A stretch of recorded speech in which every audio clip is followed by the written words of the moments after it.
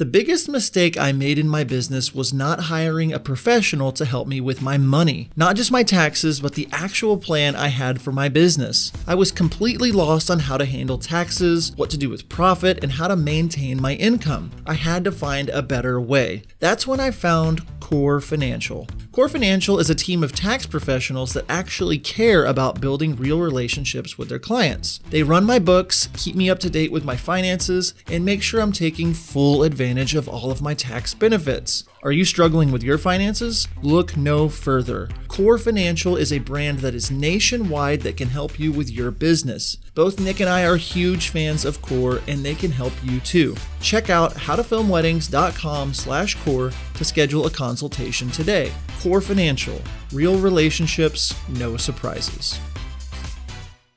It seems like there are new cameras and equipment coming out all the time. It gets incredibly confusing and the FOMO is real. Nick and I have been preaching for years that the best way to try out new gear is to rent before you buy. And there is only one place we recommend when it comes to renting, and that is our friends over at Lens Rentals. Lens Rentals is the premier source for renting not only camera equipment, but lenses, drones, projectors, and more. Have a big project coming up and you need to really wow your couple? Wanting to test out the newest camera before you drop thousands on it? You need Lens Rentals. My favorite thing is that if I love something I rent, I can keep it. They apply a portion of the rental fee to the purchase price, and with a few simple clicks, that gear is mine. Check out the latest promo codes and promotions at howtofilmweddings.com/Lens Rentals. Lens Rentals, the only place we recommend renting.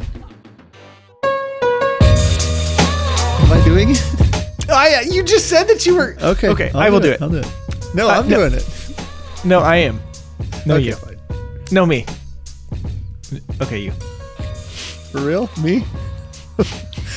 Hello and welcome to How to Film Weddings. My name is John Bunn, and I'm joined by my best good bearded buddy, Mr. Nick Miller.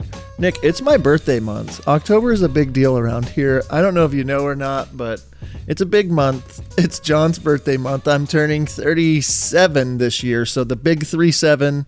If you want to send me gifts, just send them to me on Instagram, or you can just email me. Whatever's fine. But it's a big month, and it's an even bigger day because we had some really cool stuff on our podcast happen today. But first, Nick, I'm going to let you talk about our big announcement. Hit him with it. First off, I am doing well. Thank you for asking. Oh, gosh. I'm so sorry. Hi, Nick. How are you? Oh, I'm good. I'm feeling a little goofy. I did my, in this podcast with Rick and Sarah Pendergraph of Penn Weddings. You may or may not have heard of them. I do a little meandering, talking. I start somewhere and I change my mind and I have to start over. It's solid content. I'm sure all of you will enjoy. But what I want to let you know right now, we are letting the world know that the complete wedding videography course is coming back online in a month. In about 30 days, it is coming back, but we are letting you know that it is here, it is coming, so that you can, put it in your calendars, make it known, get excited about it. Yeah. November 15th, we're coming back with the complete wedding video course, and you're going to be hearing a lot about it. We're going to be doing some free workshops leading up to it. It's bigger and badder than ever. That's what I'm saying. We're adding more stuff to it. We're adding our pricing guides to it. We're adding everything. There's a bunch of new behind the scenes stuff. Nick, this course has been so life-changing for a lot of people, so many people, and more people are joining, and we only open this up 2 times a year.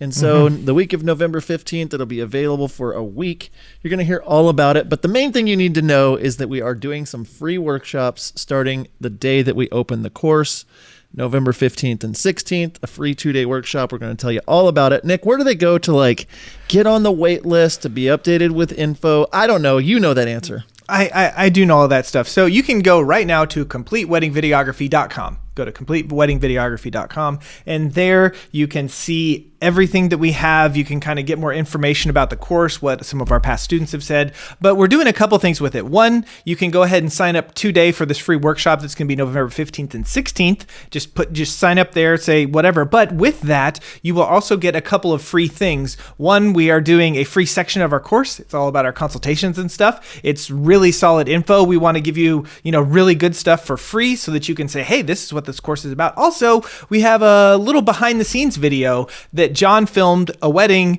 and it's not released anywhere else. And we're giving you the first part of that just for free, just to sign up and watch. And whenever you sign up for those free sections, you will also be granted access to the free workshop that's happening on November 15th and 16th. So that's kind of all the information with that. That's CompleteWeddingVideography.com to hop on that wait list, to get those free sections, to be enrolled for the live workshop. That's all coming. We're going to have some other stuff with it. We're going to have some really cool giveaways. We're going all out for this thing because, John, you said it's bigger than badder than ever. Badder than ever. That's what I'm talking about. But you know what else is big and bad? You know what we should do?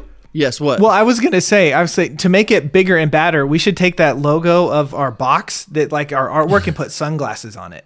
Whoa. Like that would make it bigger and badder. That would be But speaking of bigger and badder, we have Rick and Sarah of Penn Weddings on the podcast today. So we are going to go ahead and jump into that. Let's go.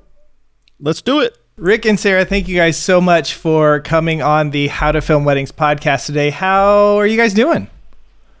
Pretty good. Yeah, doing good.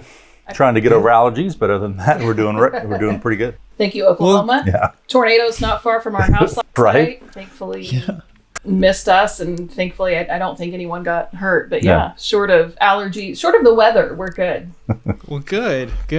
So I know you guys have been on, a few times before, and if people have no clue who you are, then they need to stop what they're doing right now and look up Penn Weddings on YouTube or the internet or wherever. But why don't you just tell people real quick who you are, a little bit what you do, and then we'll get into some other stuff. So just do a quick introduction. Let's see. We've been doing this for 12 years now. Yeah. Started shooting weddings 12 years ago. Worked in different kinds of media before that, broadcasting, and then I worked for our church for a little bit. This has been my full-time job since 2010 and Rick's full-time job since 2015. So we're at a point now where we're doing about 15 weddings a year. We've scaled back a lot because most of them are travel and most of them are multi-day. So spend most of our time shooting on the road and then editing at home with our 4 cats.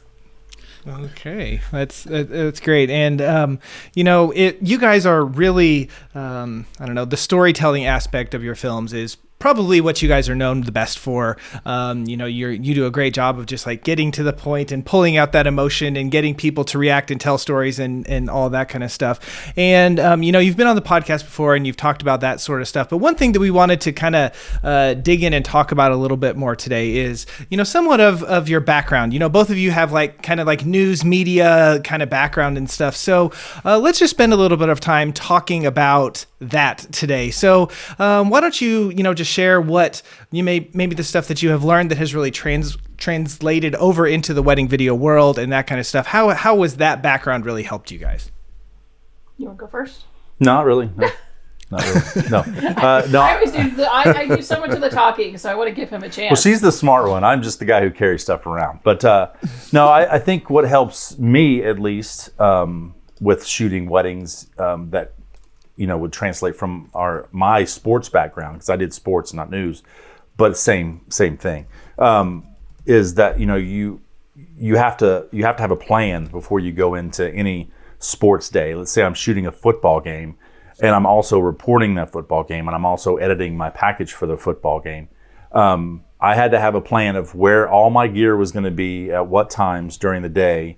When it got to digital time, it worked out differently because it was easier, but it was harder. Anyway, so I'm shooting a football game with my phone in my hand. All this is coming to me as I'm doing this.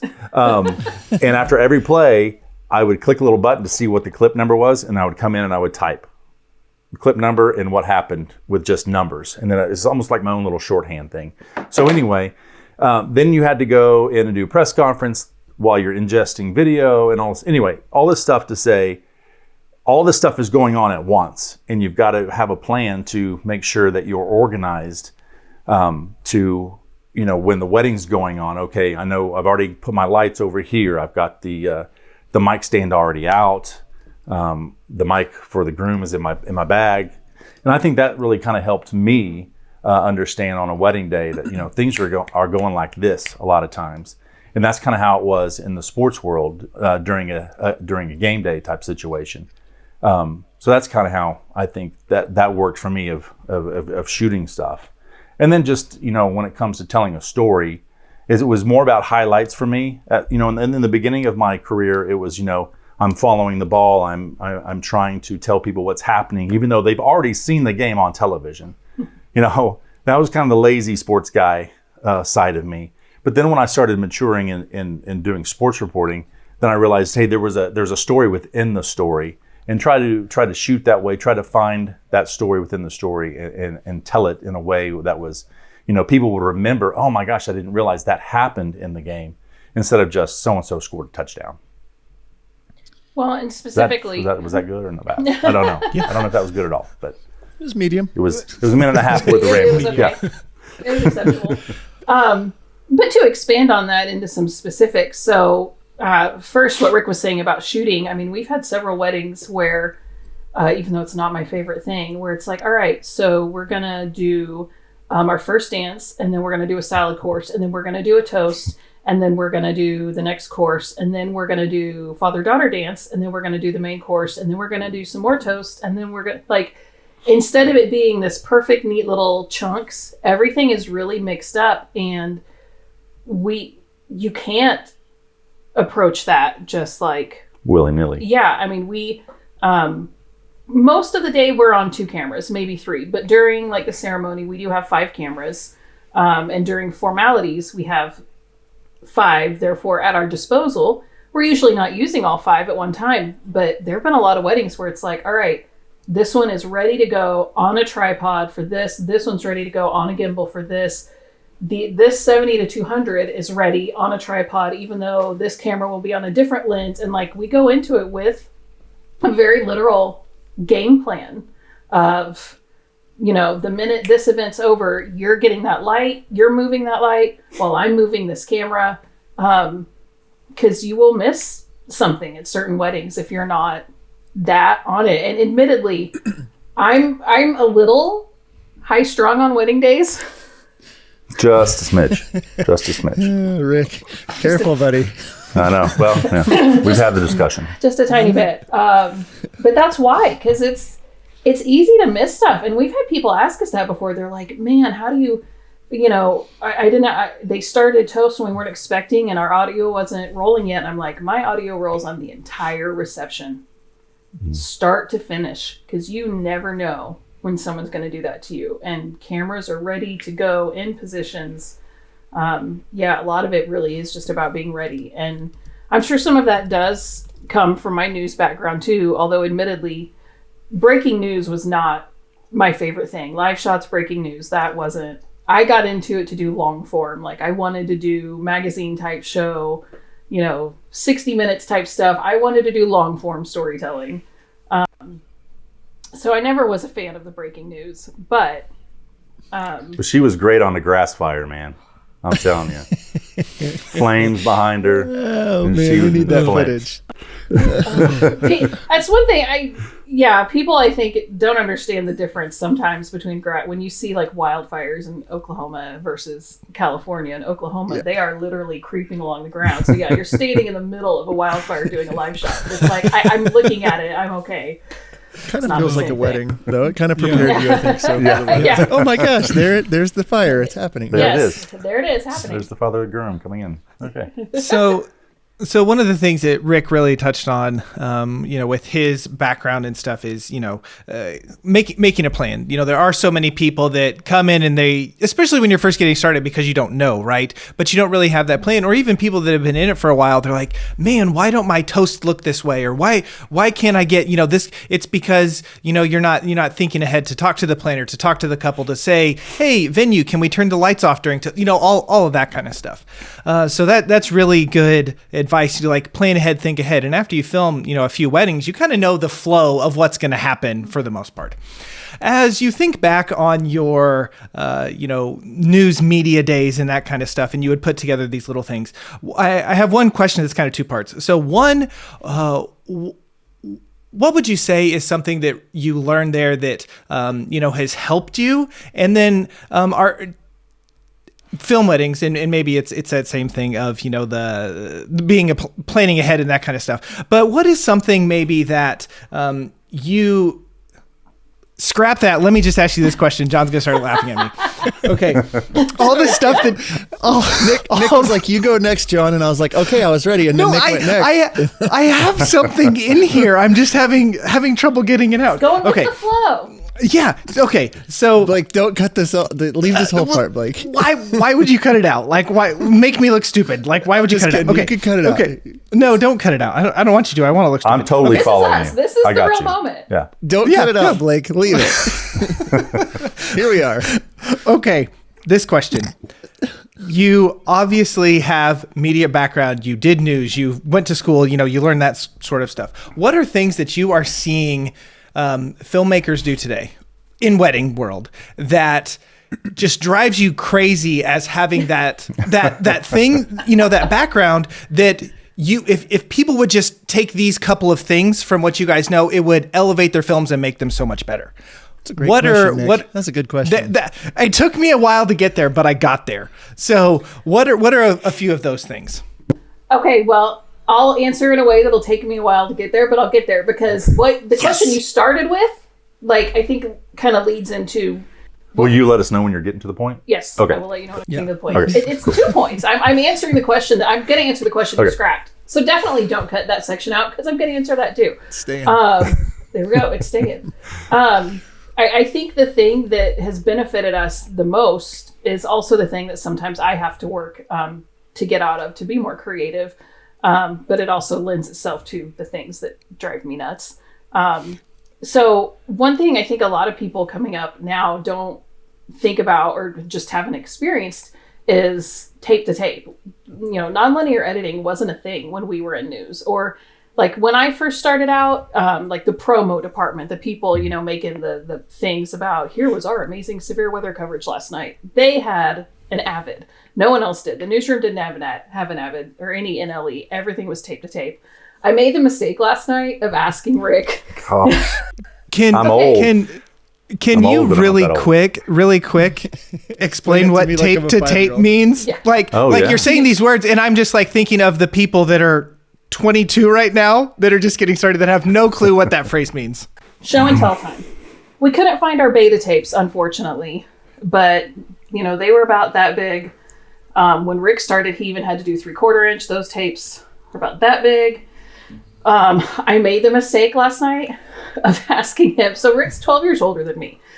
11 years 11 and a half. and 7 months. And I made the mistake of asking him. I was like, hey, when you got into news, because a lot of TV stations are behind the times in terms of technology, especially small markets. So I was like, hey, when you started out, did you ever have to actually splice and edit film? And he was like, I am not that old. So Not even close. Lesson Not learned. even close. But here's the fun thing. But thank you. We actually do shoot film some. This is just a little aside while I was looking for beta tapes. So there's one of our 16 millimeter A cameras. former NFL Films camera, I do believe, as well. And there's one of our Super 8s. Yes. Yeah. So For those a little listening fun with on the that. app and not on YouTube, which go check us out on YouTube, they're actually holding up their Oh, yeah. 8 millimeter, 16 millimeter, whatever. Yeah, I cameras. guess show and tell doesn't work as well when it's just listening. It's okay. They need to subscribe on YouTube. Yeah, they need to go to our YouTube channel. Yeah, of course. YouTube.com/HowToFilmWeddings. That's like asking plug. someone if they've cut film before. Like, who's not subscribing to this channel right now? That's the There we go. question. Yeah. Right? That's a good the question. So when we started in news, everything, as I was saying, was tape to tape. And what that meant was, and I mean, when we started in weddings, we were still shooting on tape, but you captured and you edited in your computer still. But in news, you had these giant decks, and that actually is a pretty small one because that's high 8 or DVC Pro. Yeah, DVC. Yeah, Pro. DVC Pro deck. So that's actually pretty small. Like compared to a 3/4 inch or a beta deck, that's little. And so every editing bay would have 2 giant decks, and you had your deck that you were pulling from and your deck you were editing to. And your A track, and this is like where B-roll comes from, but What is it? He's laughing at the decks. I'm just laughing at the absurdity of talking about editing from tape to tape. It's just funny to me. It's just funny. I know. It's just funny to me. It's just funny. It's just funny. Sorry, I can't help it. There is when you a get a laugh, reason. you can't. This you can't will stop. answer Nick's question. And someone asked us on one of the threads the other day. They were like, Why do you edit the way you do, or how did you end up editing the way you do?" So one tape had all your footage on it. Your other tape was what you recorded onto. And so you recorded whatever you wanted on this one onto this one. But you had to like scroll and scrub through everything to find stuff, and it all had to go down the way you wanted it to go down. Well, but also because of that, because there's no, I can't just play and move things around. So you did all of your audio track first. You recorded or you transcribed all your interviews. Nothing. I'm just happy guy. Y'all gotta tell me if he's laughing at me. Never. You went through all your interviews, you wrote everything down, you wrote your story, you wrote what your narration as a reporter was going to be. You took your interviews from one tape and you would record a soundbite, and then you would record your reporter track, and then you'd record your soundbite, and then you'd record your reporter track, and you'd get this whole A track laid down, and then you go back and you cover with footage. And that's how you had to do it when it was tape to tape. Audio started everything.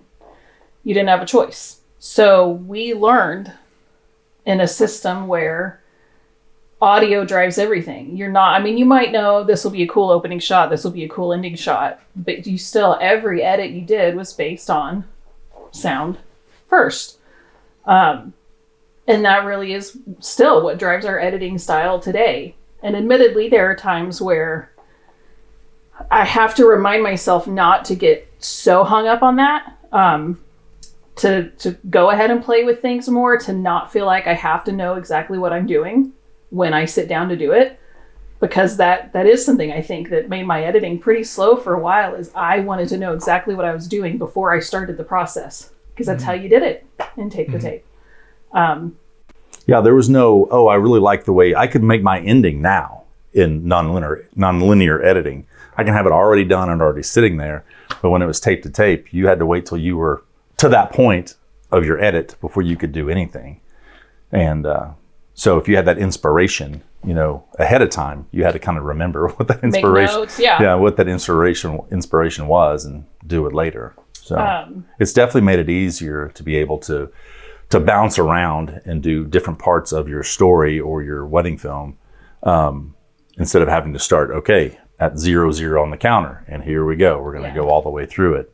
It's definitely easier now to be able to go, I know exactly what I want to do for this moment. I'm going to do it now, and then kind of fill everything else in as you go.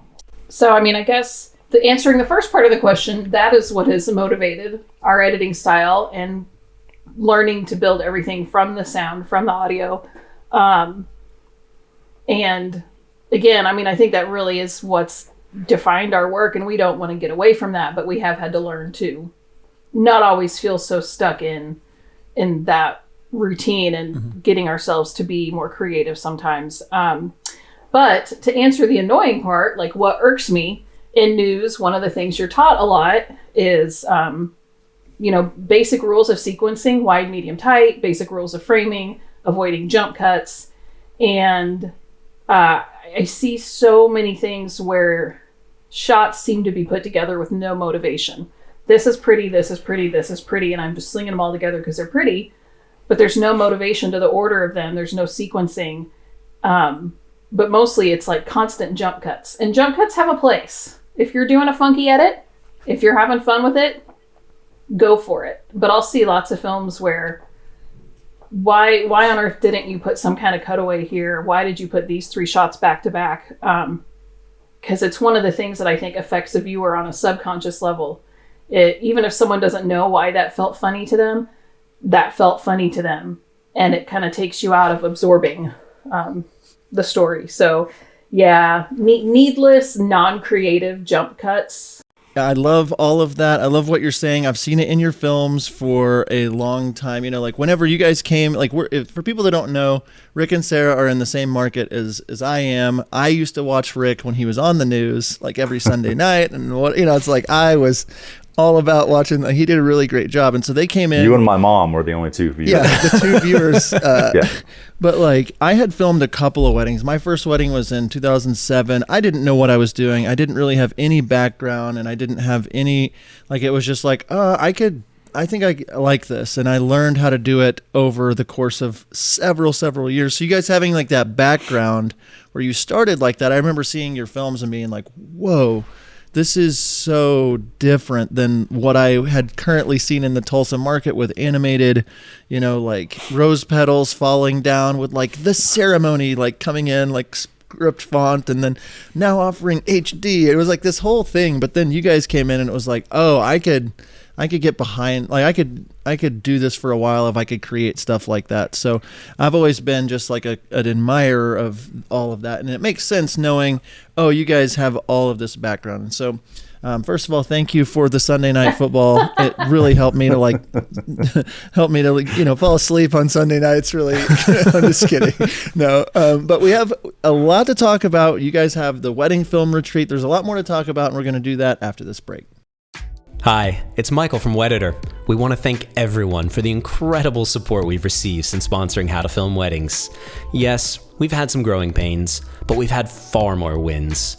And we're doing something that's never been done. We're a remote team of over 50 editors in 10 countries. I often joke that we're as much a logistics company as we are a creative company. Right now, demand is off the charts. And we don't just say yes to everyone and scramble to figure it out. That's why we're asking you to help us help more of you.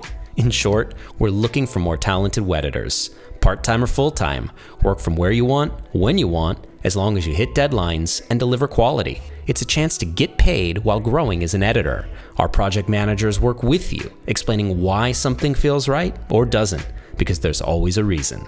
If you're interested, we'd love to hear from you. Go to wedditor.com/editor and fill out our form. Finding the perfect song for your wedding film can be so frustrating. We spend countless hours searching for the perfect song. When it comes to licensing music, Nick and I both love MusicBed. Not only do they have the best music, but their website makes it so easy to find the perfect song and to find it fast. We have both been using the MusicBed's wedding subscription for years and cannot recommend it enough. Not only are they adding new music from incredible musicians like Chapters, The Light, The Heat, and Tony Anderson all the time, they've made it incredibly easy to search their library for mood, genre, instrumentation, and even key. So what are you waiting for? Head on over to howtofilmweddings.com/musicbed and use promo code HTFW for a free month of a MusicBed wedding subscription. howtofilmweddings.com/musicbed. All right, we are back from break with Rick and Sarah from Penn Weddings. Lots of good stuff. I wanted to ask you guys before we got into talking about your incredible retreat coming up, just do you guys have any tips for, like, we have a lot of listeners in their first few years, but, just for the community, like tips when it comes to putting these stories together, thinking through with intentionality, any of that. What kind of tips would you guys have before we get into chatting about the retreat? One of my biggest things is kind of what we talked about. Go through all your audio before you really start to lay anything else down. Now I know that goes against, I think, what a lot of people maybe with more of a film school background or a desire to get into more narrative work might think about. I think there it might be more visual for certain people. But I still think if you're trying to do story-based work, maybe I should clarify that, if you do record a lot of audio, if you want to incorporate that, go through your audio first and figure out, does this support a more dramatic song? Does this, or at least a dramatic feel of a video? Does it support a more emotional, tender? What direction does this take the edit? Because I think that's one of the biggest things I see is stuff where it's like, this content's good, but this song just doesn't work for it. It's a great song, but it's not right for this wedding. It's not right for these decorations. It's not right for this audio mostly. So go through your audio first, come up with a general plan. And at that point, decide, is this something where I'm really going to lay down all my sound bites and go from here? Or do I want to play a little more with nat sound, which that's one of those other things we learned. Not everyone, I guess, uses that terminology, but a news nat sound or a nat sound break was the sound of someone starting the car or the ref blowing the whistle. It was the non-interview audio. And so from a wedding day perspective, we have some weddings where it's toast and it's vows and it's what the officiant said, and that's our best audio. And there wasn't a lot of activity like during preps. But then we have others where everyone was so talkative during preps that I know, okay, I can't make this can't start just with sound bites. I need to listen to my nat sound too and play with those things as well. And I think one thing also that I've watched, because for people who don't know, Sarah does all of our creative editing for Penn Weddings, and I do most of the editing for our corporate brand, and then she comes in and goes, that sucks, and then redoes it for me. But the thing that I've noticed with what Sarah has been able to do is she's become a lot more flexible in her creative mind. Like she's not as rigid when it comes to she'll play with sound bites and move things around, and don't be afraid to scrap something, even though you've put in a lot of work into putting something down. I changed it. Did a whole song change on the highlight I'm finishing right now. A few days ago, I was like, nope, this was a wrong choice, changing the song. Yeah, but when you're playing with it and you're putting, I really like it, but if you get to the point where you don't like it, don't be afraid to just go, cursor over, grab it all and move it down and start over again. And then one thing that Sarah's taught for a long time is, and something that she learned from the very beginning, is when you've got your song put down and you've laid everything down the way you want it, and you want to put B-roll down, find the spots where you want the bride to come in, find the spots where you want certain video to hit. And that way, when you're filling in the B-roll, correct? Because I never talked that way in sports. We didn't care. We just put stuff down. Then you know exactly how much time you have for preps. In the beginning, Sarah would say, and I'll put down 2 minutes worth of the girl getting her hair done, and then realize, oh, wow, I don't need that much. Yeah, I think it was probably our fourth wedding. Yeah. And we were there all day. And seriously, at one point, I just was going through, putting things down. Probably, again, from the news background, I was editing it, start to finish on the timeline. Even though it was nonlinear editing, I was still going start to finish. And I was like, I just put down like 2 minutes worth of her getting her hair done, and I don't need that. So yeah, put down your key moments, thing where you want things to go, and then you go back and fill in the holes, and it will save you a ton of time. And that also helps you on wedding day too, because it tells you that I don't need to shoot 8 minutes of the girl getting her hair cut. All this footage. Or her hair done. Yeah. And so you just get, So you just get you try to get your most creative shots of one particular thing and then move on to something else. Mm-hmm.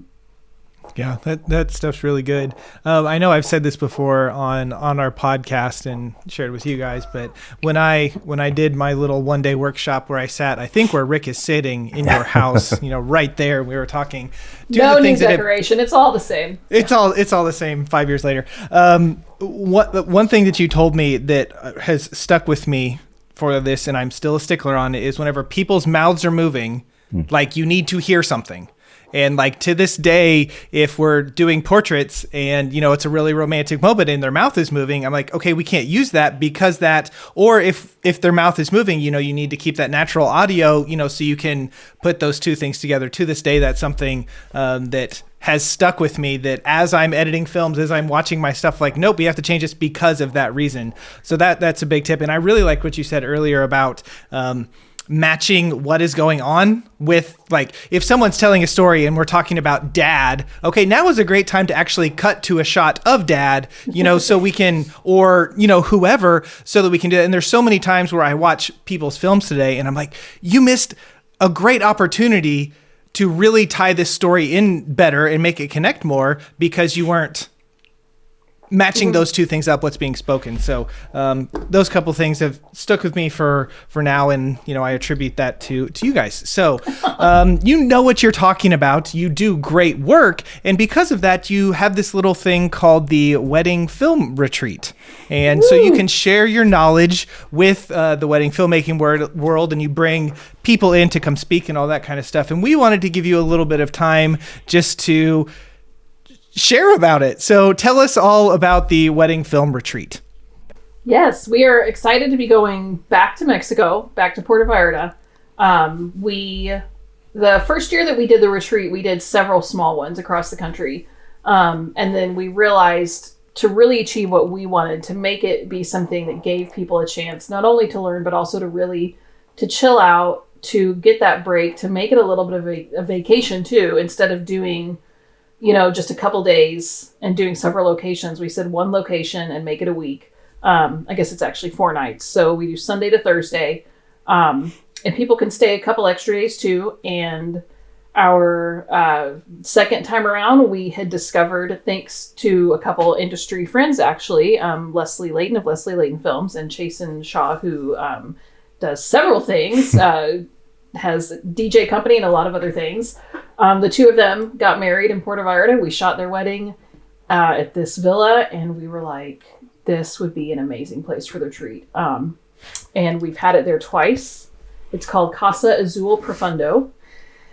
Sadly, because of the pandemic last year, we didn't feel we could go back. We weren't ready to try international yet again, but we are ready to go back in January. It will be January 23rd through 27th.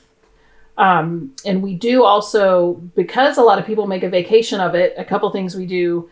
We have a couple extra days. This time, the extra days bookend the event. So if people want more time just to chill, they can come in on the 22nd, leave on the 28th. Those days are not part of the official workshop. That's just your time to enjoy the infinity pools and enjoy the view. And we bring in 3 other speakers.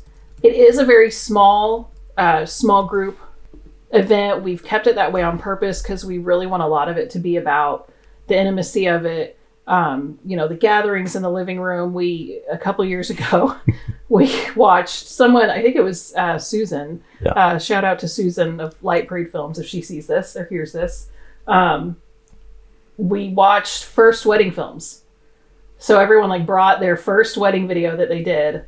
And we all got together in the living room by the infinity pool overlooking the ocean. And what's funny is I think a lot of people were embarrassed. They didn't realize we're doing this to make fun of ourselves. So we only started out with I think maybe 4 people sharing their first wedding video. But then as everyone realized, we are all laughing at ourselves. No one's doing this to brag. People were just sending links. And we're playing these videos. And it was 50 people, and they're just howling.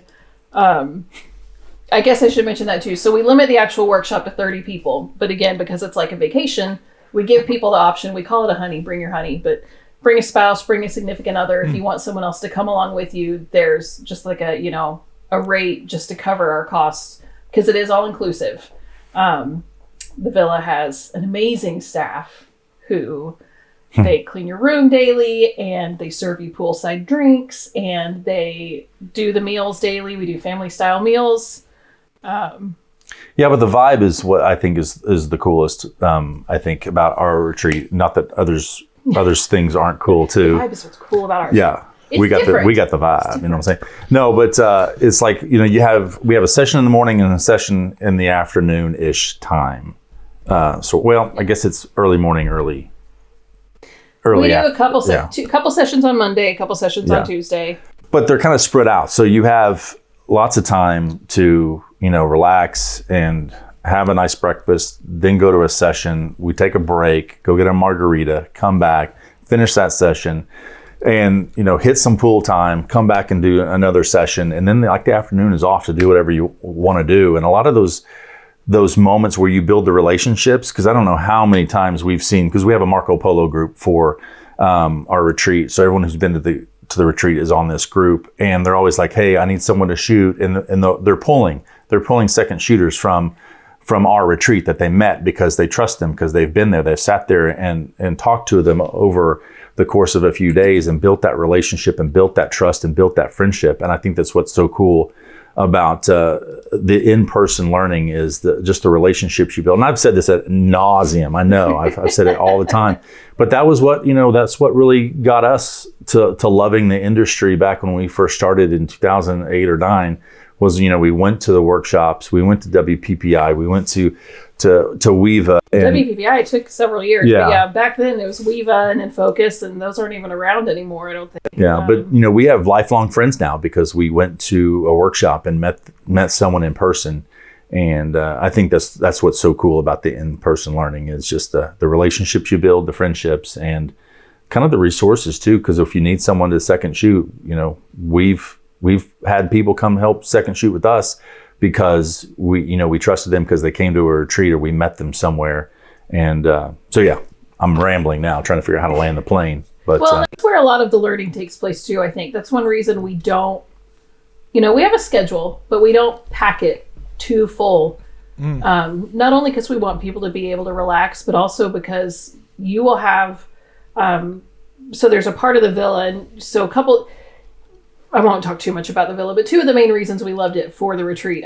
One, every bedroom has its own bathroom. And I know that doesn't matter to some people, but I was like, if I'm inviting people to come to this event and spend a lot of money, I don't want them to be worried about if they're having to share a shower with someone.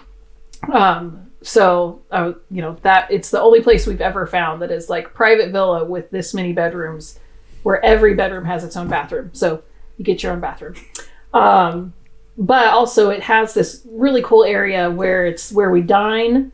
It's where we do all of our meals. And there's also like a couple couches around it. And it's where one of the infinity pools is. There's 2 pools there.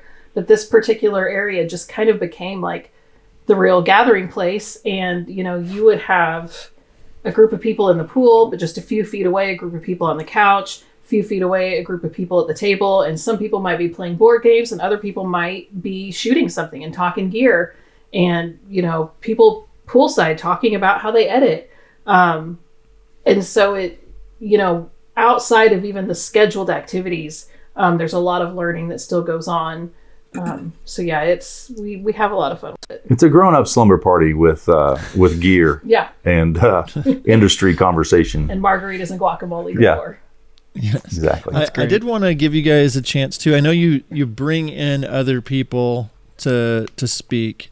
Who do you guys have coming in this year for the retreat? So we have Stanton with Films by Stanton. I feel bad. I think I always say his last name wrong. I'm pretty sure it's Giles, but I always want to say Giles. I don't know why. He's going to be focusing on destination weddings. He actually has a group on Facebook now that I know a lot of people have been learning a lot from about destination weddings and elopements. We're super excited to have him. He has a really cool vibe. Garrett and Amber Baird, Dynamics, and they have been friends for years. Yeah. Beginning. We met them early on at conferences.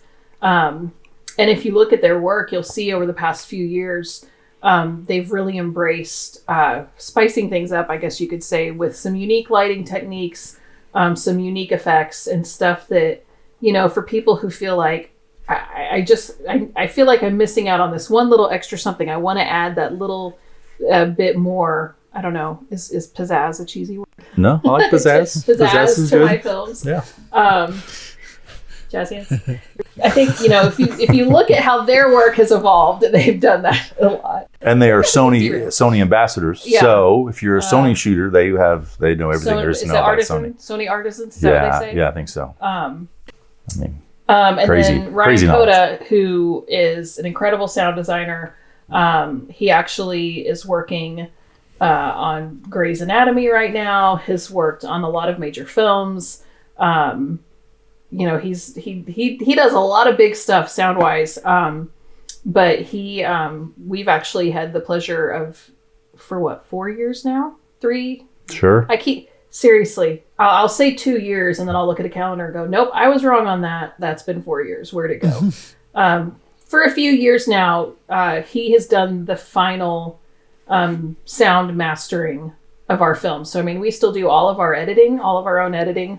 But once the edit's complete, we send it to him for that final polish and really mastering the audio and his sound design.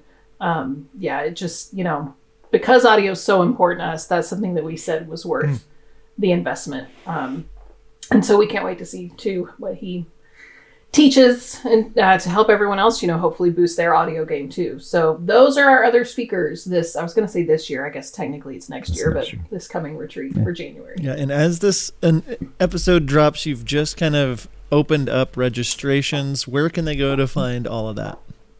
weddingfilmretreat.com. Yep. That is it. Easy And enough. we just opened registration a week ago, 2 weeks ago.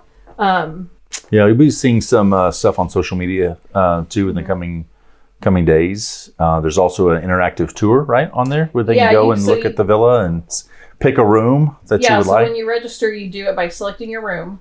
So don't wait till the last minute if you want to make sure you get a balcony or an ocean view. Almost all of the rooms. There are only 3 rooms in the villa that don't have an ocean view. I think most people are like, I'm spending on, it's just a room to sleep in. The rest of the time we're hanging out. But don't delay if you want that balcony or that ocean view. Because, once a room gets picked, it is gone. Yeah, well, I know it. I mean, you have incredible talent coming and speaking and sharing from their expertise, and then a cool all-inclusive villa in Mexico. Like, you just have everything going for you with the Wedding Film Retreat. So if you are out there and you want to do something in person that is an incredible experience, that's weddingfilmretreat.com, and again, that's January 23rd through 27th of next year, 2022. If there's people out there that want to just follow your work and follow you guys or get updates on both Penn Weddings or Wedding Film Retreat, where should they look for that? Instagram, I'm trying to, everything I believe is just Penn Weddings, except Facebook. I think it's Penn Weddings Films. The biggest thing is it's one N. That is common misconception. PEN, just like a pin you write with. Penn Weddings. We're Penn Weddings on Instagram or Penn Weddings on TikTok. I finally. Yay! I held off as long as I could. Penn Weddings on Instagram, on TikTok, Twitter, although I'm not very active on there. Facebook, Penn Weddings Films. And we'll be debuting a new website in December, which we're excited about. Been working on a little brand refresh, updating the logo for the first time in 10 years. Losing weight to have our first photos taken in 8 years or so. Yes, there you go. 10 years. No, I think our first. Was it 10 years? Portrait session of the two of us that we've done in 10 years. I won't weigh what I weighed 10 years ago. Not enough time. Not enough time to get there. Well, so if you're out there listening, make sure you go follow Penn Weddings. Check out their work. Rick and Sarah, thank you guys so much for taking a little bit of time, sharing some of the stuff that you have learned along the way, the stuff that you're really, really great at, the storytelling and all that. So thank you for sharing. And those listening out there, make sure you check out Wedding Film Retreat. Again, that's January 23rd through 27th, weddingfilmretreat.com. Guys, thank you so much for coming on today. We really appreciate it. Thanks a bunch for pleasure. having us. Hopefully we weren't too goofy. Rick and Sarah, thank you so much for being on the podcast today. We really appreciate you guys taking the time. As we said in the podcast, check out Wedding Film Retreat. Again, we want to mention the complete wedding videography course is going on sale November 15th. So if you'd like more information, if you'd like to sign up for those free sections and enroll for our workshop, head over to CompleteWeddingVideography.com. You can do that today. John, as always, it has been incredible to hang out with you, seeing your beautiful face. Guys, until next time, we will see ya. My birthday's coming soon. Send me stuff. Okay, bye. Oh yeah, see ya. Are you looking for a better way to deliver your wedding films to your couples? Look no further. Our friends over at WedFlow provide the most flexible video delivery solution on the market. WedFlow is pay per project with no large upfront cost or commitment, and you can cancel anytime. Not only that, WedFlow offers a premium viewing experience for your couples, accessible on mobile, tablet, desktop, as well as their very own suite of TV apps. Each project comes with 10 years hosting and an experience for your clients that will blow them away. Stop delivering your films the old-fashioned way and give your couples something to rave about. Head on over to howtofilmweddings.com/WedFlow to check out WedFlow today.